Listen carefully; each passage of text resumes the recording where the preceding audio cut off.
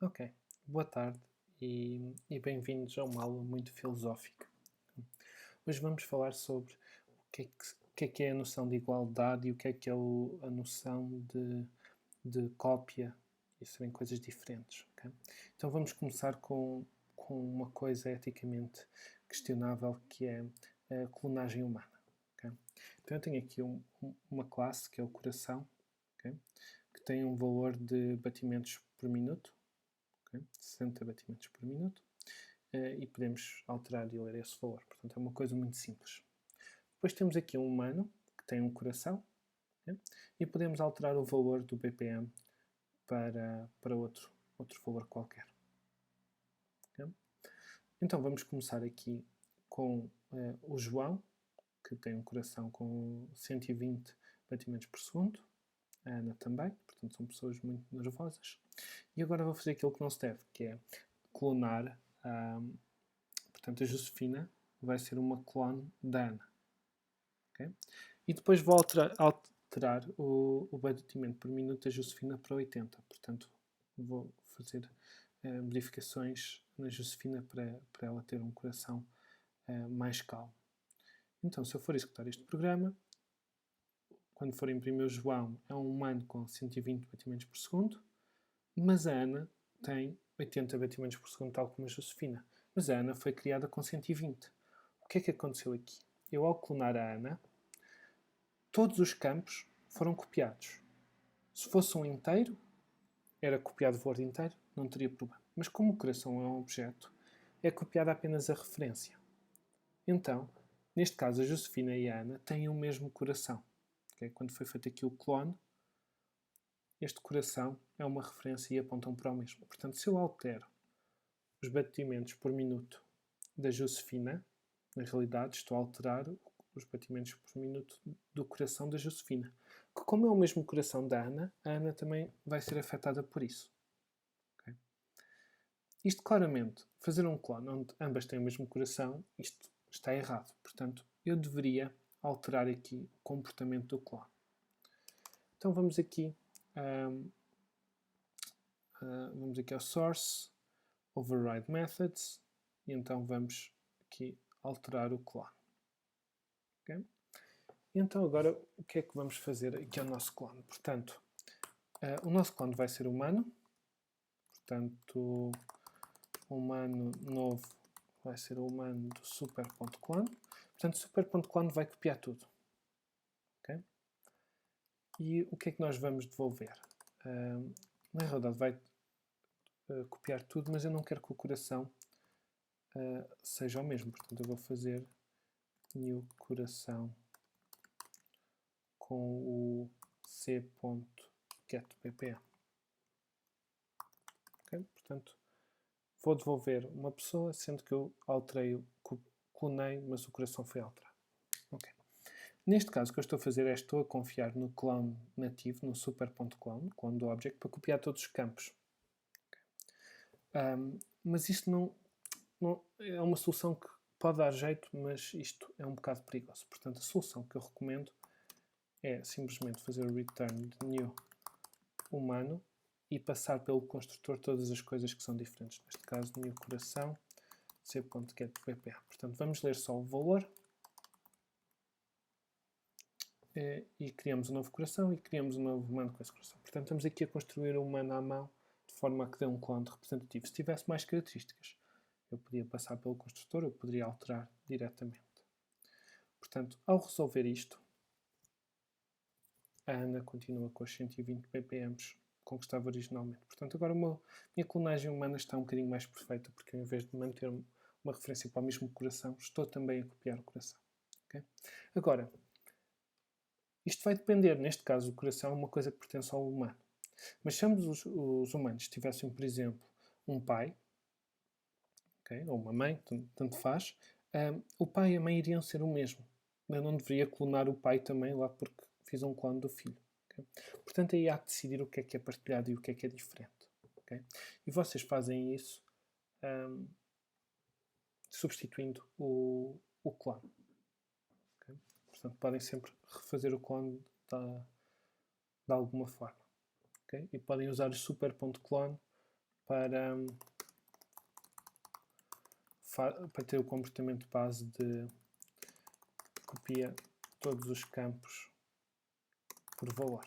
Portanto, seja referência ou nativo. Portanto, se for um inteiro, copia o valor do inteiro. Se for uma referência para um objeto, copia a referência, o objeto é o mesmo. E é isso que estamos aqui a alterar. Portanto, isto é a questão do clone, vocês podem sempre redefini-lo. Okay? Portanto, ficam a saber disso. Okay? Portanto, isto aqui é um exemplo. Agora vamos mudar para outro, para a questão da igualdade. Portanto, eu tenho aqui um ponto, que tem um x e um y. Depois também tem aqui um tempo, mas não interessa para grande coisa. Tenho um ponto colorido, que estendo o ponto e acrescento-lhe a cor. Okay? Portanto, posso ter o ponto 3,2 ou posso ter o ponto 3,2 verde. Okay? Então, eu tenho aqui, para já, vamos nos focar no ponto. E eu aqui vou correr. E agora eu quero saber se o ponto 1,2 é igual ao ponto 1,2 e se o ponto 1,2 é igual ao 2,2. Okay? Claramente a solução deveria ser true, false. Mas o que acontece é que ele nos imprime false, false. Porquê? Porque ele só está a comparar a referência. E realmente isto são dois objetos diferentes. Apesar de terem o mesmo valor, são diferentes. Então, como é que fazemos isso? Mais uma vez podemos redefinir aqui um método. Override method. E agora vamos falar do equals. Okay? E agora, como é que fazemos aqui um equals? O que é neste caso dois objetos serem iguais? Portanto, a primeira coisa que podemos fazer é if this igual object. Portanto, se a referência for igual, lembram-se que o equals nas strings é diferente do igual igual. O igual igual só vê se a referência é a mesma. O equals compara se o conteúdo das duas strings é igual. Quer dizer que na string alguém teve de fazer este trabalho. Portanto, se a referência é a mesma, devolvemos true. Caso contrário, para já vamos devolver false. Okay? Isto em princípio vai ter o mesmo comportamento. Agora, vamos ver if object instance of ponto. Portanto, se estivermos a comparar com uma batata, a resposta é false. Mas se por acaso estivermos a comparar um ponto com outro ponto, então podemos fazer qualquer coisa em relação a isso. Okay? Já agora, na nova versão de Java, eu posso fazer isto. E aqui dentro tenho o P. Mas como ainda estou a usar uma versão antiga, faço aqui ponto .p igual a cast.object. Okay? A questão é que isto de fazer casts, a regra é só podem fazer casts se tiverem um instance of antes.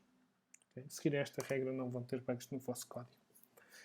E então, agora eu posso comparar return p.x igual a this.x e p.y igual a this.y. Portanto, se os y forem iguais e os x forem iguais, então isto é verdade. E agora, se eu for fazer play, tenho o meu true false que é suposto. Já agora posso fazer também comparar com batatas. Vou usar uma string, pronto, para não criar um tipo de batatas, mas a resposta é false. Okay? Unlikely argument. Portanto, o Eclipse até acha que eu estou a ser parvo e tem toda a razão. Ok, então definimos aqui o equals, em que temos estes critérios todos. Okay?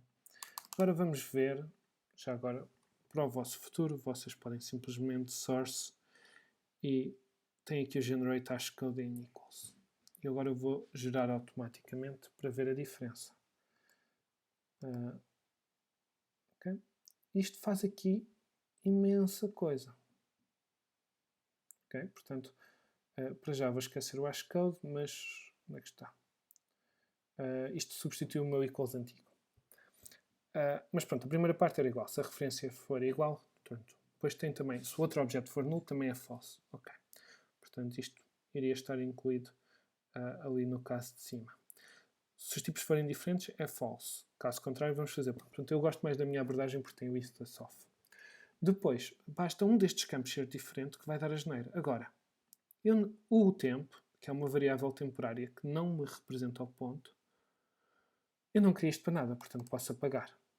Okay? E quando vocês estão a implementar o equals, vocês têm de ter esta noção de quais são os campos que caracterizam o objeto, que são a identidade do objeto. Claramente o tempo não é.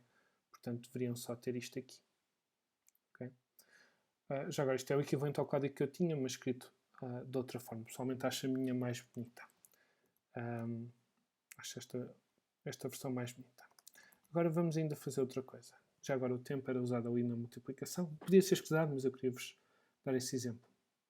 Agora, voltando um bocadinho atrás e repetindo exatamente o que eu fiz, usando o hashcode e o equals, ele diz-me posso escolher os campos a incluir. Isto basicamente, o próprio Eclipse diz-me atenção que isto não é para todos, diz-me aí quais são os campos que realmente caracterizam o teu objeto. Okay? E depois também dá a opção de usar o InstanceOf para comparar os tipos, que eu pessoalmente prefiro, e por aí fora. Portanto, posso tentar já esta versão agora. E o equals está a usar o InstanceOf, mas pronto, tem esta estrutura que eu não gosto tanto, mas pelo menos agora já só nos compara o x e o y. Okay? Portanto, não interessa a forma como programa, o que importa é que tem de verificar que o tipo é o mesmo e depois comparar os campos importantes. Okay? E é assim que vemos se uma coisa é igual a outra em Java. Okay? Já posso deixar. Agora vamos olhar para o hashcode. Porquê é que ao mesmo tempo que ele me pede para criar o equals, também me pede para criar o hashcode? Para que é que este hashcode serve? Quando eu, por exemplo, estou a... Deixa-me passar agora para o main.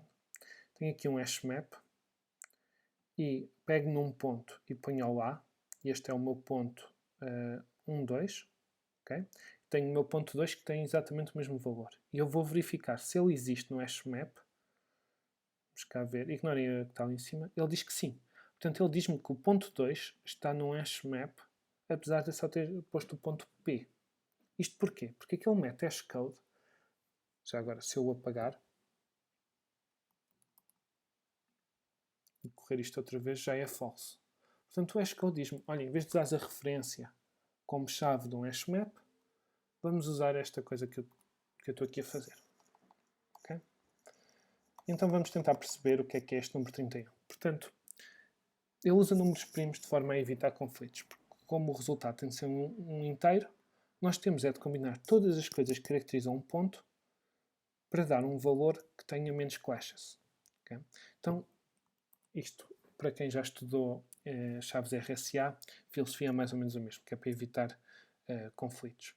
Portanto, tenho número primo e começo com o número 1. Depois, multiplico o número 1 por 31 e somo-lhe o x. Pego nesse resultado, multiplico por 31 e somo-lhe y. E é uma forma de ir adicionando os valores de x e de y de forma a que o resultado seja um número único para aquela combinação. Okay? E neste caso, bateu certo, porque se eu tiver o mesmo x e o mesmo y, o resultado de calcular isto vai dar sempre o mesmo valor. Okay? Portanto, não evita conflitos, minimiza-os. E então eu posso depois usar para hashmaps dois pontos diferentes, criados com news diferentes, desde que os campos importantes sejam os mesmos, ele vai funcionar. Okay? Portanto, sempre que querem mudar a noção de igualdade, façam tanto o equals como o hashcode, e o próprio Eclipse e outros editores ajudam-vos fazendo o esqueleto logo para isso, e vocês só têm de dizer o que é que querem e ele gera-vos o código correspondente. Okay? Então agora vamos complicar a coisa. Portanto, eu tenho aqui um ponto, outro ponto, e agora tenho tenho dois pontos coloridos, o PC e o PG, que são vermelhos e verdes, e têm as mesmas coordenadas. Okay? E agora eu quero saber se o ponto vermelho é igual ao ponto original e se ele é igual ao verde. Okay? E se eu correr isto agora, ele vai-me dizer que sim. Portanto, porquê? Então vamos aqui ao ponto colorido. Ele não tem aqui o equals, portanto vai usar o equals do pi. O equals do pi apenas vai olhar para o x e para o y. Okay? Portanto, como este 1, 2 é igual àquele 1, 2, não importa a cor, porque ele vai sempre dizer que é igual. Quer ao ponto colorido. Okay? Então vamos aqui redefinir, se não é isto que queremos, vamos redefinir vamos dizer que o que caracteriza é a cor. Okay? Então vamos tentar, o hashcode é simples, ele só baseia-se, em vez de começar no número 1, baseia-se no número do pi e continua a trabalhar para acrescentar o hashcode da cor, que neste caso é um objeto, portanto ele usa o hashcode referido. Então e o equals? Basicamente, se falhar a comparação do pai, falha também. Para além disso, se não for um ponto colorido, falha. Ora, se formos aqui, quando estamos a comparar o ponto original 1,2 com 1,2 vermelho, eles não são do mesmo tipo. Um é ponto colorido, o outro é ponto. Portanto, um deles vai falhar nesta característica. O outro, vamos verificar se a cor deste ponto é igual à cor do outro e vai falhar nesse teste, porque um é verde, o outro é vermelho. Então, se eu gravar este código, vou aqui correr e, de facto, eles já são diferentes. Okay? Mas se eu criar aqui um PV igual, e aqui vou comparar o meu PC com o meu PV, são ambos 1,2 verdes, 1,2 vermelhos, desculpem. Ele é true. Portanto, se tem todas as mesmas características, é igual. Portanto, quando queremos redefinir esta noção de igualdade, temos que ter em consideração o que é característico e, no caso de subclasses, vamos herdar diretamente ou será que vamos acrescentar aquilo que é característico da subclasse também? Okay? E há sempre um ponto de ambiguidade. Será que um ponto colorido 1,2 vermelho é igual a um ponto 1,2 sem cor? Normalmente a resposta é não. Mas se quisessem alterar isso, bastava alterarem este código aqui daqui para baixo e dizer que se ele fosse do tipo ponto, então poderia ser verdade, ok? Mas se fosse do ponto colorido, então iriam comparar, ok? Portanto, podiam alterar isto para ter alguns ifs para verificar essas situações. Mas a regra normal é coisas só são iguais se forem exatamente o mesmo tipo, ignorando supertipos. Okay? Portanto, espero que agora já dominem esta noção do equals e do hashcode e do clone e consigam pôr a noção de igualdade e o que é uma cópia, se é uma cópia shallow ou deep. Portanto, se copiam só o objeto atual, ou também vão copiar componentes do objeto igual e o vosso código fica com muito mais qualidade. Okay? Obrigado.